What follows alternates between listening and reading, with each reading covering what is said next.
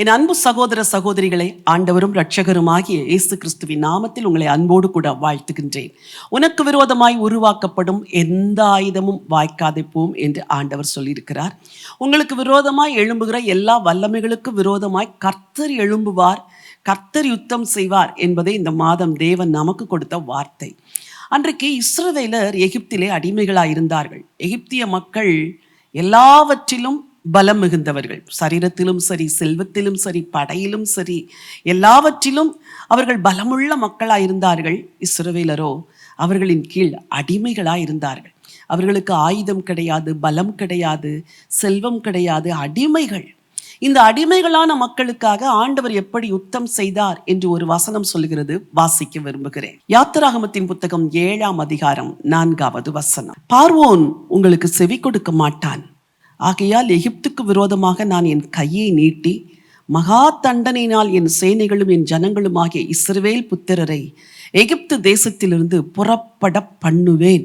நான் எகிப்தின் மேல் என் கையை நீட்டி இஸ்ரவேல் புத்திரரை அவர்கள் நடுவிலிருந்து புறப்பட பண்ணும்போது நானே கர்த்தர் என்று எகிப்தியர் அறிவார்கள் என்றார். என்ன ஒரு அற்புதமான வார்த்தை! பார்வோன் அவன் ஒரு பெரிய ராஜா, அவன் உங்களை விடமாட்டான். ஆனால் அந்த எகிப்துக்கு விரோதமாய் நான் என் கையை நீட்டி உங்களை புறப்பட பண்ணுவேன்.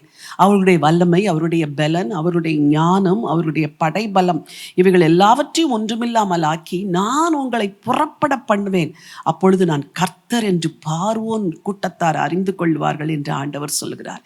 என் அன்புக்குரியவர்களே, உங்களுக்கு விரோதமான ஆயுதங்களை ஆண்டவர் வாய்க்காமல் போக பண்ணுவது ஒரு செயல்.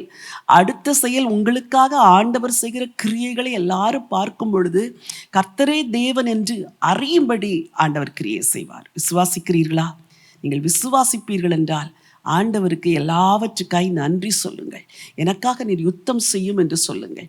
என் யுத்தங்களை நீர் நடத்தும் என்று சொல்லுங்கள். எனக்கு விரோதமாய் உருவாக்கப்படுகிற ஆயுதங்களை நீர் பார்த்து கொள்ளும் என்று சொல்லுங்கள். கர்த்தருடைய பர்வதத்திலே பார்த்து கொள்ளப்படும். உங்களுக்காய் ஜெபிக்க விரும்புகிறேன். ஜீவனுள்ள தேவனே, நல்ல ஆண்டவரே, இஸ்ரவேலருக்கு விரோதமாய் எழும்பி நின்ற பார்வோன் அவன் சேனைகளை நீர் பார்த்து கொண்டீர். ஆண்டவரே, நீர் கர்த்தர் என்று விளங்க பண்ணினீர். அதே போல உங்கள் பிள்ளைகளுக்கு விரோதமாக எழும்பி நிற்கிற எல்லா ஆயுதங்களும், எல்லா வல்லமைகளும், எல்லா மனுஷ பலன், அந்தகார கிரியைகள் எல்லாவற்றையும் ஆண்டவர் அழித்து போட்டு உங்கள் ஜனங்களுக்கு ஜெயத்தை கொடுக்கிறதற்காக உங்களுக்கு நன்றி அப்பா. நீர் கர்த்தர் என்று நிரூபிக்க வேண்டும் என்று ஜெபிக்கிறேன் அப்பா. ஆசீர்வதிங்க ஆண்டவர் இயேசுவின் மூலம் பிதாவே, ஆமென். பிரியமானவர்களே, கர்த்தர் உங்களுக்கு யுத்தம் செய்கிற மாதம் இது. உங்களுக்கு விரோதமாய் உருவாக்கப்படுகிற எல்லா பார்வோனின் ஆவிகள், எகிப்திய ஆவிகள் எல்லாவற்றையும் ஆண்டவர் அதம் பண்ணி உங்களை புறப்பட பண்ணுவார். விசுவாசியுங்கள்.